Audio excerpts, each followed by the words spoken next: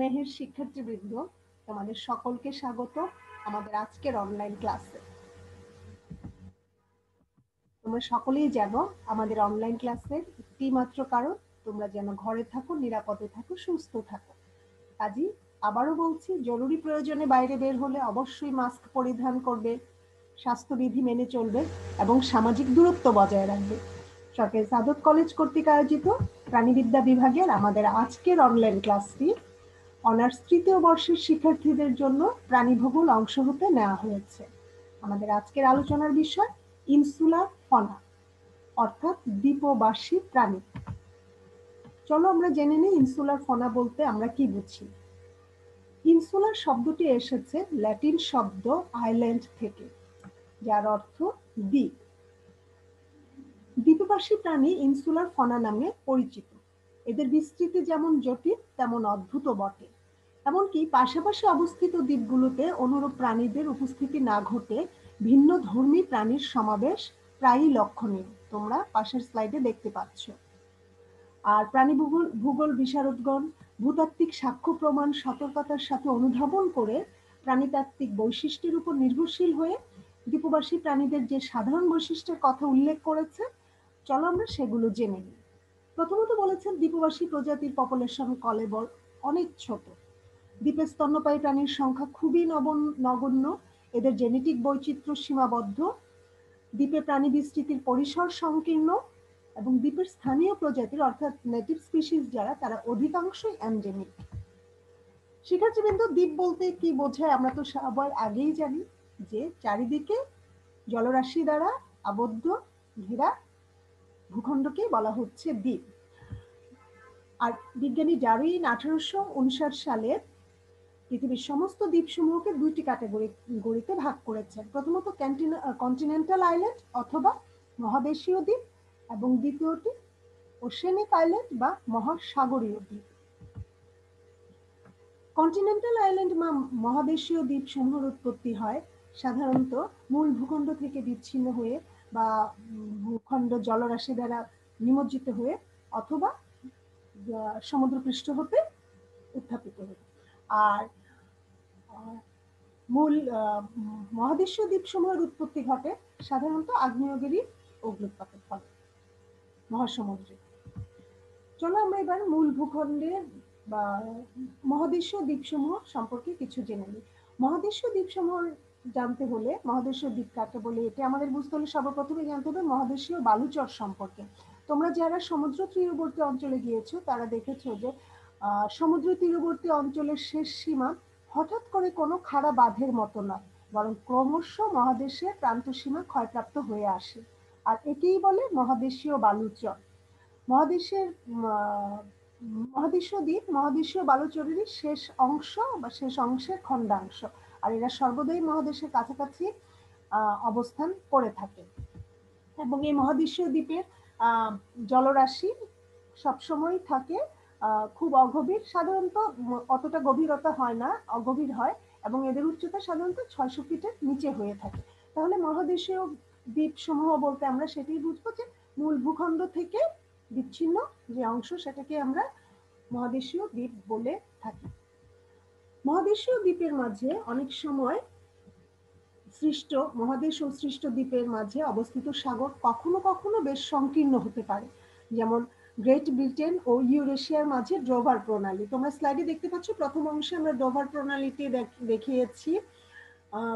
Great Britain এবং England এবং Belgium এই অংশগুলোতে দেখো গ্রেট ব্রিটেন এবং ইউরেশিয়ার মাঝে নীল রং দিয়ে ডোভার প্রণালী দেখিয়েছি।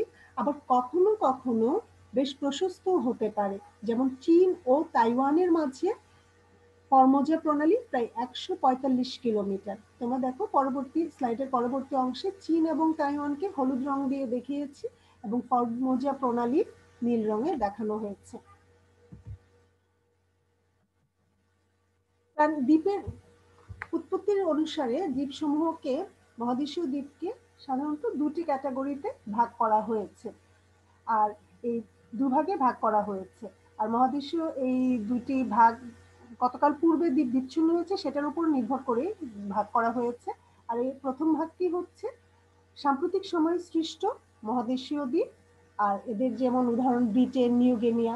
আর অ্যানশিয়েন্ট মহাদেশীয় দ্বীপ, অ্যানশিয়েন্ট কন্টিনেন্টাল আইল্যান্ড বা পুরাতন মহাদেশীয় দ্বীপ, যেটি অনেক দূরে অনেক পূর্বে সৃষ্টি হয়েছে, যেমন মাদাগাস্কার, নিউজিল্যান্ড। মহাদেশীয় দ্বীপ সম্পর্কে আসো এবার আমরা কিছু জেনে নিই। আগেই বলেছি মহাদেশীয় দ্বীপ মহাদেশের মূল ভূখণ্ডের বিচ্ছিন্ন অংশ এবং সমুদ্রের জলরাশি এদের যেখানে বিচ্ছিন্ন করেছে সেখানে অনেক সংকীর্ণ হতে পারে। কাছাকাছি কাছাকাছি অবস্থিত মহাদেশীয় দ্বীপসমূহের মাঝে ভূপ্রকৃতির সাদৃশ্য পরিলক্ষিত হয়। এদের প্রাণীকুলের মাঝেও সাদৃশ্য আছে। আবার প্রতিযোগিতা না থাকায়, মহাদেশীয় দ্বীপসমূহের প্রাণীদের মাঝে প্রতিযোগিতা না থাকায় মূল ভূখণ্ডে বিলুপ্ত হয়ে গিয়েছে, কিন্তু এমন প্রাণী মহাদেশীয় দ্বীপে এখনো টিকে আছে। মহাদেশ থেকে কত দূরে অবস্থান করে মহাদেশীয় দ্বীপ, তার উপর ভিত্তি করে আসলে এদের প্রাণীকুলের কোনো বিবর্তন বা পরিলক্ষিত হয় না। তবে সময়ের প্রভাব মহাদেশীয় দ্বীপের উপর অনেক বড় একটি ফ্যাক্টর, অনেক বড় একটি উপাদান এখানে। কারণ কোনো কোনো ক্ষেত্রে মহাদেশীয় দ্বীপবাসী প্রাণীকুলের উপর সময়ের প্রভাবটা এত স্পষ্ট হয় যে দ্বীপগুলো মহাদেশ থেকে কতকাল যাবৎ বিচ্ছিন্ন রয়েছে তার উপর ভিত্তি করে এখানকার প্রাণীদের সাথে মহাদেশের পার্থক্যটা নির্ধারিত হয়। যদি দ্বীপটি পুরাতন হয়, অর্থাৎ বহু আগেই মূল ভূখণ্ড থেকে বিচ্ছিন্ন হয়ে থাকে, তাহলে পার্থক্যের মাত্রা বেড়ে যায়। আর যদি নবাগত হয় মহাদেশীয় দ্বীপে, তাদের অস্তিত্ব খুঁজে পাওয়া যায় না। কোনো প্রাণী যদি মহাদেশীয় দ্বীপ নবাগত প্রাণী হয়, অস্তিত্বটা তাদের মহাদেশীয় দ্বীপে আর খুঁজে পাওয়া যায় না। আর মহাদেশীয় স্বজাতি থেকে উদ্ভূত প্রাণীরা ভিন্নভাবে বিবর্তিত হওয়ার জন্য যথেষ্ট সময় ও সুযোগ পাওয়ায় দ্বীপবাসী প্রাণী ভান্ডারে সংযোজিত হবে নতুন নতুন বংশধর। আর পক্ষান্তরে তরুণ মহাদেশীয় দ্বীপের প্রাণীরা মূল ভূখণ্ডের মতোই হবে, কারণ প্রজাতি পর্যায়ে পরিবর্তন ঘটতে তো হাজার হাজার বছর সময় লেগেই যায়, প্রয়োজনও হয়। তাহলে আমরা মহাদেশীয় দ্বীপের প্রাণীকুল সম্পর্কে বলতে গেলে বলবো যে মহাদেশীয় দ্বীপের প্রাণীকুল সাদৃশ্য হয়, এবং এই সাদৃশ্যের মহাদেশীয় মূল ভূখণ্ডের সাথে, এবং এই সাদৃশ্যের একটি মাত্র কারণ স্থলভাগ। কারণ স্থলভাগের মাধ্যমে যখন মূল ভূখণ্ডের সাথে সম্পৃক্ত ছিল, সেই সময় স্থলভাগের মাধ্যমে প্রাণীগুলো মহাদেশীয় দ্বীপে আবর্তন, তাদের আগমন ঘটে থাকে। সেক্ষেত্রে কিন্তু এতক্ষণ আমরা যে মহাদেশীয় দ্বীপসমূহকে জানলাম, এর মাঝে আমাদের আরো অনেক মহাদেশীয় দ্বীপ আছে, অত্যন্ত গুরুত্বপূর্ণ মহাদেশীয় দ্বীপসমূহ, যেগুলো সম্পর্কে আমাদের অবশ্যই জানা প্রয়োজন। সেই মহাদেশীয় দ্বীপসমূহের মাঝে আছে যেমন শ্রীলঙ্কা, ব্রিটিশ দ্বীপপুঞ্জ, তারপর আছে আমাদের নিউজিল্যান্ড। এই সমস্ত দ্বীপগুলোকে অত্যন্ত গুরুত্বপূর্ণ দ্বীপসমূহ সম্পর্কে আমাদের জানতে হবে। আমরা মহাদেশীয় দ্বীপ সম্পর্কে পরবর্তী ক্লাসে আরো বিশদ আলোচনা করব। এবার আসো আমরা মহাদেশীয় দ্বীপের যে এতক্ষণ পর্যন্ত জানলাম এর উদাহরণ সমূহ তো আমরা আগেই বলেছি, আবারও বলছি, বর্নিও, জাভা, সুমাত্রা, তারপরে নর্থ আমেরিকা, এগুলো হচ্ছে সব মহাদেশীয় দ্বীপের উদাহরণ, নিউ গিনিয়া, তাসমানিয়া। এবার আসো আমরা মহাসাগরীয় দ্বীপ সম্পর্কে জেনে নিই। মহাসাগরীয় দ্বীপ মহাদেশীয় দ্বীপের মতো মূল ভূখণ্ডের কোনো অংশ নয়। মহাসাগরীয় দ্বীপে উৎপত্তি হয় মহাসাগরের আগ্নেয়গিরি অগ্নুৎপাত থেকে সৃষ্টি হয়, এবং এটি মহাসাগরীয় দ্বীপ মূল ভূখণ্ড থেকে শত শত মাইল অনেক দূরে অবস্থান করে। আর মহাসাগরীয় দ্বীপ তো আমরা আগেই বলেছি যে মূল ভূখণ্ড না, মহাসমুদ্রের আগ্নেয়গিরির অগ্নুৎপাতের ফলে মহাসমুদ্র থেকে এর উৎপত্তি হচ্ছে। আসলে আমরা বলছি যে মহাসাগরীয় দ্বীপ যেহেতু মূল ভূখণ্ড থেকে অনেক দূরে অবস্থান করে, এবং এদের মাঝে জলরাশি, মহাসাগরীয় দ্বীপের জলরাশি অত্যন্ত গভীর হয়। আর মহাসাগরীয় দ্বীপের জলবায়ু প্রাণীকুল এবং উদ্ভিদকুলের মাঝে সাধারণত বৈসাদৃশ্য বিদ্যমান করে। মহাসাগরীয় দ্বীপে সাধারণত মাংসাশী প্রাণীসমূহ অনুপস্থিত থাকে, এবং এতে বৃহদাকার লিজার্ড, সরীসৃপ, কচ্ছপ দেখতে পাওয়া যায়। সাধারণত মহাসাগরীয় দ্বীপের প্রাণীদের বিভিন্ন অঞ্চল থেকে আসে বলে বৈসাদৃশ্য হয়ে থাকে, এবং মহাসাগরীয় প্রাণীদের মাঝে মৌলিক গোষ্ঠী খুবই নগণ্য। উদাহরণস্বরূপ বলা যায় মহাসাগরীয় দ্বীপে জাপান, বারমুডা, তোমরা স্লাইডে দেখতে পাচ্ছ, হাওয়াই দ্বীপপুঞ্জ, এগুলো হচ্ছে মহাসাগরীয় দ্বীপের উদাহরণ। এবার আসলে আমরা মহাসাগরীয় দ্বীপের প্রাণীকুলের কিছু বৈশিষ্ট্য জেনে নিই। প্রথমত হচ্ছে যে মহাসাগরীয় দ্বীপে এখানে স্তন্যপায়ী উভচর স্বাদুপানি মাছ অনুপস্থিত, আবার থাকলেও অতি সামান্য। স্তন্যপায়ীদের মধ্যে বাদুড়, ইঁদুর, শূকর বা ক্ষুদ্রাকার গেছুর কিছু প্রাণী থাকতে পারে। পাখিরা ক্রমশ উড্ডয়নে অক্ষম ও ভূমিচর স্বভাব অর্জন করে এবং আকারে বৃহৎ হয়েছে। আবার অন্যান্য প্রাণী মোটামুটি আকারে অনেক বড় হয়, যেমন গ্যালাপাগোস দ্বীপের দৈত্যাকার লিজার্ড, কচ্ছপ। এরা পতঙ্গের মাঝে অনেক স্বভাবলোপ পেয়েছে, যেমন ডানাবিহীন কীটপতঙ্গের বিবর্তন ঘটেছে। আবার যাদের ডানা ছিল না তারা উড়তে দ্বীপ থেকে মানে বাতাসে তাড়িত হয়ে দ্বীপ থেকে নিশ্চিহ্ন হয়েছে। আবার অনেক পাখির ক্ষেত্রেও, যেমন ধরো আমরা প্রথম স্লাইডে তোমরা দেখতে পাচ্ছ কর্মোরেন্ট পাখি মূল ভূখণ্ডের, প্রথমে যে চিত্রটি আমরা দেখিয়েছি মূল ভূখণ্ডের কর্মোরেন্টের, তার দেখো ডানার গঠনগত দিক থেকে সে কত উন্নত। আর পাশে কর্মোরেন্ট যেটি, সেটি হচ্ছে দ্বীপবাসী প্রাণী, আর তার ডানার গঠনগত দিক থেকে দেখো সে কত দুর্বল। তাহলে এই কর্মোরেন্টের ক্ষেত্রেও মূল ভূখণ্ডের থেকে দ্বীপবাসী প্রাণীদের ডানার ক্ষেত্রেও পার্থক্য ঘটে থাকে। দ্বিতীয় স্লাইডে ডুডো পাখি, এটি তো ডুডো ধীরে ধীরে দ্বীপবাসী প্রাণীতে বিলুপ্তির পর্যায়ে চলে গিয়েছে। তারপরে দেখতে পাচ্ছ বৃহৎ আকার কচ্ছপ। একদম শেষ স্লাইডে যেটি তোমরা দেখতে পাচ্ছ চিত্রে, যে দ্বীপবাসী প্রাণী সরীসৃপ জাতীয় প্রাণী। আমরা দেখো আমাদের ঘরের কোণে বা ঘরের আশেপাশে যে ধরনের সরীসৃপ প্রাণীগুলো থাকে, দ্বীপের সেই সরীসৃপ প্রাণীর সাথে তার কত পার্থক্য। আমরা একটি মানুষ এবং একটি সরীসৃপ দিয়ে, দ্বীপবাসী প্রাণীর একটি সরীসৃপ দিয়ে এই পার্থক্যটা বোঝানোর চেষ্টা করেছি, এদের কত বড় দৈত্যাকার প্রাণীগুলো। শিক্ষার্থীবৃন্দ, এতক্ষণ পর্যন্ত আমরা মহাসাগরীয় এবং মহাদেশীয় দ্বীপের যে বর্ণনা সমূহ এবং প্রাণীকুলের যে বৈশিষ্ট্য সমূহ জানলাম, তার ভিত্তিতে চলো মহাসাগরীয় দ্বীপ এবং মহাদেশীয় দ্বীপের পার্থক্য নির্ধারণ করি। প্রথমত সংজ্ঞার দিক থেকে পার্থক্য হলে, মহাদেশের একটি মহাদেশীয় দ্বীপ হচ্ছে কোনো একটি মহাদেশের অংশ যা কোনো কারণে বিচ্ছিন্ন হয়ে দ্বীপ সৃষ্টি করে। আর মহাসাগরীয় দ্বীপ হচ্ছে আগ্নেয়গিরির অগ্নুৎপাতের ফলে বা প্রবাল প্রাচীরের কারণে মানে যেসব দ্বীপ সৃষ্টি হয় সাগরে, সেসব দ্বীপ মহাসাগরীয় দ্বীপ। আর উৎপত্তির ক্ষেত্রে মহাদেশের অংশবিশেষ হতে উৎপত্তি হয়, আর মহাসাগরীয় দ্বীপ তো আগ্নেয়গিরির অগ্নুৎপাতের ফলে উৎপত্তি হচ্ছে। গঠনগত দিক থেকে মহাসাগরীয় দ্বীপ জটিল পর্বত শিলাস্তর দিয়ে গঠিত, আর মহাসাগরীয় দ্বীপ আগ্নেয় শিলা বা প্রবাল পাথর, চুনা পাথর দিয়ে গঠিত। জলরাশির ক্ষেত্রে অপেক্ষাকৃত জলরাশি এরা সংকীর্ণ হয় মূল ভূখণ্ড হতে এবং প্রায় 600 ফিটের নিচে হয়। আর মহাসাগরীয় দ্বীপের জলরাশি মূল ভূখণ্ড হতে প্রশস্ত হয় এবং অনেক পৃথক হয়। আবহাওয়ার ক্ষেত্রে নিকটবর্তী মহাদেশীয় দ্বীপের সাথে নিকটবর্তী মহাদেশের সাথে অনুরূপ হয়, আর মহাসাগরীয় দ্বীপ নিকটবর্তী মহাদেশ হতে সম্পূর্ণ ভিন্ন হয়। শিলাস্তরের ক্ষেত্রে মহাদেশীয় দ্বীপ মূল ভূখণ্ড বা মহাদেশের শিলাস্তরের সাথে সাদৃশ্যপূর্ণ হয়, আর মহাসাগরীয় দ্বীপের ক্ষেত্রে মূল ভূখণ্ড বা নিকটবর্তী মহাদেশের শিলাস্তরের সাথে বৈসাদৃশ্যপূর্ণ হয়। বৃক্ষরাজি ও প্রাণীকুলের ক্ষেত্রে মূল ভূখণ্ড ও মহাদেশের অনুরূপ বৃক্ষরাজি মানে সাদৃশ্য থাকে, আর মহাসাগরীয় দ্বীপের ক্ষেত্রে মূল ভূখণ্ড বা নিকটবর্তী মহাদেশের থেকে ভিন্নতর হয়, বৈসাদৃশ্য থাকে। স্তন্যপায়ী ও উভচর প্রাণীর ক্ষেত্রে মহাদেশীয় দ্বীপে এরা উপস্থিত, আর মহাসাগরীয় দ্বীপে অনুপস্থিত।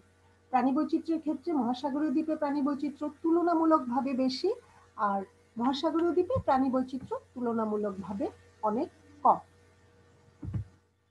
শিক্ষার্থীবৃন্দ, চলো আমরা এখন জেনে নিই এই যে মহাসাগরীয় এবং মহাদেশীয় দ্বীপ, এই দ্বীপসমূহের প্রাণীকুলের কি করে আগমন ঘটে। সাধারণত প্রাণীকুলের আগমন ঘটে বিভিন্নভাবে ভাসমান অবস্থায়, বা কখনো উড়ন্ত অবস্থায় বায়ু প্রবাহ বা পাখার দ্বারা, আবার কখনো করে সাঁতারের মাধ্যমে।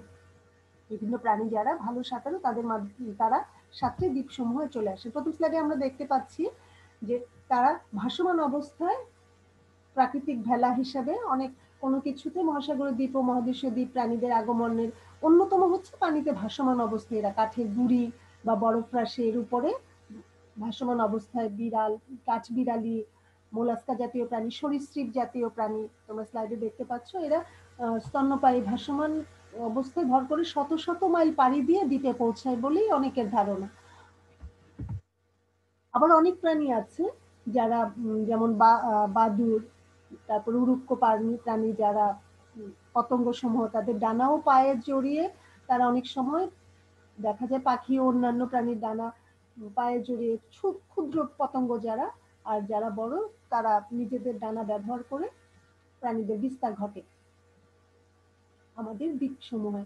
আবার অনেক সময় শামুকের ডিম, সিস্টবদ্ধ আনি বা বিভিন্ন জীবের রেণু ইত্যাদি উরুক্ষ প্রাণীদের অঙ্গে লেগে বহুদূর পর্যন্ত চলে আসতে পারে। চিত্র তোমরা দেখতে পাচ্ছ, আমরা দেখিয়েছি স্পাইডার দেখানো হচ্ছে যে বায়ু প্রবাহের মাধ্যমেও অনেক সময় অনেক দূরত্বে হাজার মাইলের ব্যবধানে বিভিন্ন দ্বীপে ছড়িয়ে পড়ে ঘাসফড়িং, বিটল এই সমস্ত প্রাণীগুলো। আবার সাঁতারের মাধ্যমে বলেছি যে সাঁতারের মাধ্যমে তো আছে অনেক প্রাকৃতিক ভেলা হিসাবে নিজেদের, যেমন এখানে সিল মাছ দেখানো, স্তন্যপায়ী সিল দেখানো হচ্ছে যে তার প্যাডেল এত শক্তিশালী সাঁতারের জন্য, সে এই প্যাডেল, নিজের প্যাডেলকে ব্যবহার করে সাঁতরে বিভিন্ন সময় দ্বীপে আগমন ঘটিয়ে থাকে। এছাড়াও দ্বীপে মানুষের মাধ্যমেও দৈবক্রমে শখের বশবর্তী হয়ে মানুষের প্রাণী নিয়ে আসে, সে মানুষের মাধ্যমে অনেক নতুন জায়গায়, বিশেষ করে দ্বীপে নানা রকম প্রাণী ছড়িয়ে পড়ার অনেক সুযোগও রয়েছে। আমরা এখন দেখতে পাচ্ছি গ্যালাপাগোস আইল্যান্ডের বিভিন্ন প্রাণী সমূহ। গ্যালাপাগোস আইল্যান্ডের দৈত্যাকার কচ্ছপ, গ্যালাপাগোস আইল্যান্ডের একটি অত্যন্ত পরিচিত একটি ইগুয়ানা সরীসৃপ প্রাণী দেখতে পাচ্ছ। তারপর আমরা গ্যালাপাগোস ফিঞ্চ যে প্রাণীটি, Galapagos penguin, blue footed booby sea lion, এই প্রাণীগুলোকে গ্যালাপাগোস আইল্যান্ডের প্রাণীগুলোকে আমরা দেখতে পাচ্ছি এখানে। অর্থাৎ এই বিভিন্ন প্রাণীর বিভিন্ন ধরনের সাদৃশ্য এবং বৈসাদৃশ্য সমূহ। এই যে শিক্ষার্থীবৃন্দ প্রাণীগুলো দ্বীপে বিস্তার করেছে, দ্বীপের মহাদেশীয় এবং মহাসাগরীয় প্রাণীর সমূহের যে পার্থক্য সমূহ আছে, দ্বীপে কিভাবে তারা বিস্তার করছে, এর মাঝে আমাদের আসলে এখন জেনে নেই যে কোন নিয়ামকগুলো এই যে প্রাণীগুলো দ্বীপে বসবাস করছে তাদের জীবনযাত্রাকে প্রভাবিত করছে। যে সমস্ত নিয়ামক দ্বীপে বসবাসকারী প্রাণীকুলের জীবনযাত্রাকে নিয়ে প্রভাবিত করছে, তার মাঝে প্রথমেই আমরা বলছি আইসোলেশন বা বিচ্ছিন্নকরণ। প্রাণীদের যে বিচ্ছিন্নকরণ মূল ভূখণ্ড হতে বা সমুদ্রপৃষ্ঠ হতে যে সৃষ্ট দ্বীপের সময় বিচ্ছিন্নকরণ তাদের জীবনযাত্রাকে প্রভাবিত করছে। কম্পিটিশন, টিকে থাকার জন্য প্রতিযোগিতা, এই প্রতিযোগিতাটা তাদের জীবনযাত্রাকে প্রভাবিত করছে। তাদের স্পেস রেস্ট্রিকশন, স্থানের সংকলন অভাব এবং পর্যাপ্ত স্থান না থাকা, এটিও তাদের জীবনযাত্রাকে অনেকভাবে প্রভাবিত করছে। এবং সর্বোপরি সমস্ত দিক দিয়ে স্পেশাল ইনসুলার ক্লাইমেটস, অর্থাৎ বিশেষ দ্বীপের জলবায়ু, দ্বীপের বিশেষ জলবায়ুর যে অবস্থা, সেই অবস্থাটা দ্বীপবাসী প্রাণীকে তাদের জীবনযাত্রায় অনেক প্রভাব বিস্তার করছে। আর এটি কম বেশি সকল দ্বীপে একই রকম হয়ে থাকে। শিক্ষার্থীবৃন্দ, আশা করি তোমরা এতক্ষণ দ্বীপবাসী ফনা, দ্বীপবাসী প্রাণী সম্পর্কে এবং দ্বীপ সম্পর্কে যে আলোচনা হলো তা থেকে তোমরা ইনসুলার ফনা সম্পর্কে জেনেছো, অনেক কিছু জেনেছো। আমরা আমাদের মূল ক্লাসে এতক্ষণ আমরা যে আলোচনাগুলো করলাম তার সামার হিসেবে আমরা বলতে পারি ইনসুলার ফনা কাকে বলে জেনেছি, ইনসুলার ফনার সাধারণ বৈশিষ্ট্য সমূহ কি, দ্বীপ কাকে বলে, দ্বীপ কত প্রকার, মহাদেশীয় দ্বীপ, মহাসাগরীয় দ্বীপ বলতে কি বুঝি, এবং মহাদেশীয় দ্বীপের প্রাণীকুলের বৈশিষ্ট্য, মহাসাগরীয় দ্বীপের প্রাণীকুলের বৈশিষ্ট্য, মহাদেশীয় দ্বীপ এবং মহাসাগরীয় দ্বীপের পার্থক্য, এবং দ্বীপে প্রাণীর আগমন কিভাবে ঘটে, দ্বীপে প্রাণীর জীবনযাত্রার নিয়ামক সমূহ কি কি ইত্যাদি আমরা এই ক্লাসে এতক্ষণ পর্যন্ত আলোচনা করেছি। আশা করি তোমরা এই আলোচনা থেকে উপকৃত হবে। আবারও বলছি শিক্ষার্থীবৃন্দ, এরকম মহামারী, এই করোনা দুর্যোগকালীন সময়ে নিজেকে সুস্থ রাখার প্রয়োজনে, পরিবার রাষ্ট্রকে সুস্থ রাখার প্রয়োজনে তোমরা অবশ্যই ঘরে থাকবে। জরুরি প্রয়োজনে জনসমক্ষে যাওয়ার প্রয়োজন পড়লে মাস্ক পরিধান করবে, স্বাস্থ্যবিধি মেনে চলবে এবং সামাজিক দূরত্ব বজায় রাখবে। তোমাদের সকলকে ধন্যবাদ জানিয়ে আমরা আমাদের আজকের ক্লাস এখানেই শেষ করছি।